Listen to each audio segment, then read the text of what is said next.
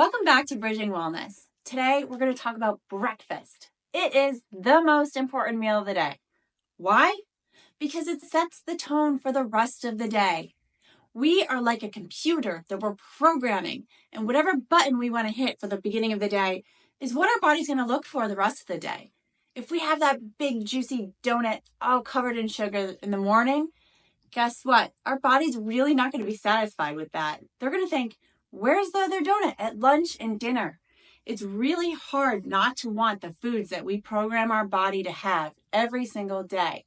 So thinking about breakfast as the beginning of a new start every day is going to let us make great choices.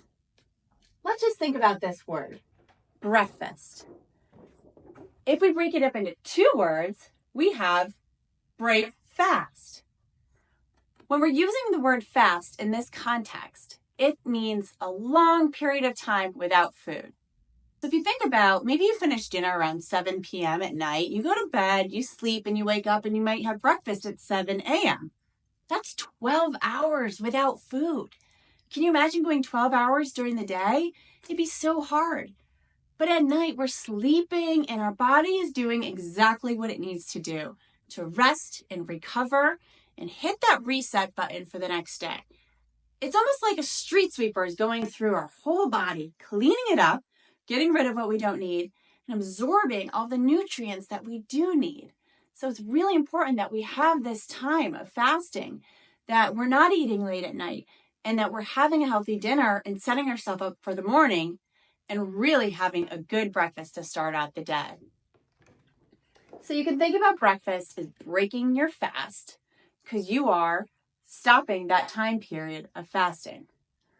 And when we have something like our balanced plate, some healthy grains, some fruits, maybe some vegetables, and definitely some protein, we're going to have energy that lasts all the way to lunch with no problems at all. However, if we do go for that donut or a sugary muffin or pancakes with lots of syrup on top and no protein, we're going to have a really big spike of energy, and then it's going to come down before we get to lunchtime. And it's going to come down past the point where we were before, so that we're so hungry, we don't care what it is, but we're just going to grab whatever's there, and probably something sugary again, just to get back up to that baseline. But if we have our balanced plate, some protein, some healthy fats, things that are going to really fill our bellies and give us nutrients, our body's going to say, hey, I'm fine, I'm good. I can make it to lunch, no problem at all. So you make it to lunch because your belly is full and you've had the fuel that's going to give you strength for your brain, for your muscles, and for your immune system and your whole entire body to be the best version of itself for that day. We really think of breakfast like a program, like a computer program. If you hit that button, that's what you're going to run for the day. And I'm not saying you can't start fresh in the middle of the day. You always can if you do have something sugary in the morning. But it's harder. It's harder to do.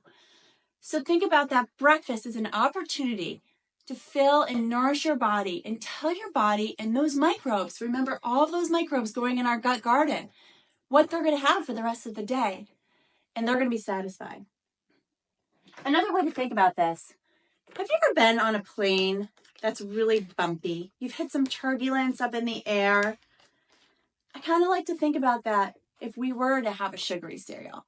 What if we had one of those options that look like they're made for kids? Our blood sugar and our energy is going to go way, way, way, way up into the sky. We're going to have a little bit of a bumpy ride. It's going to be like, I don't know what I want next. I can't tell if I'm hungry or if I'm not hungry or what I want for lunch. And then it's going to come down before we even get to that point. And it's going to be more of like a roller coaster and not really a fun roller coaster, one that kind of upsets your belly and doesn't give you a good day. But if we take this plane, and if this plane is our body, and we give it the parts of the plate that we talked about that balance it out, fruits, healthy grains, protein, we can think about lots of options here. Eggs, chia seeds, hemp seeds, yogurt.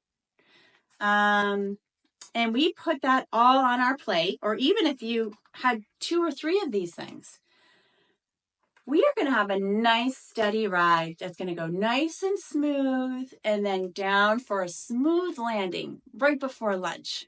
Our body's going to be ready for lunch and hungry, but not starving and without focus like we might be if we have a big sugary or even a little sugary breakfast. So it's really important that we give our bodies the right fuel that it needs first thing in the morning after that reset button has been hit, and we are going to have a great day ahead of us. So think about the options, help your parents come up with good ideas, and like we were food investigators before, pay attention to the ingredients. If there's too much sugar, then your body's not going to be able to handle it. It's going to go up and it's going to go down. Or if you're having a grain, like a piece of bread, maybe you put some peanut butter on it or some almond butter or an egg or avocado, or add a little fruit to your oatmeal, some seeds. There's lots of ways we can be creative and make this a yummy, yummy meal. That's the most important meal of the day, and that you can have 5 or 6 or 7 days a week and have wonderful days that set you up for success, for learning and growth. Lots of love. See you next time.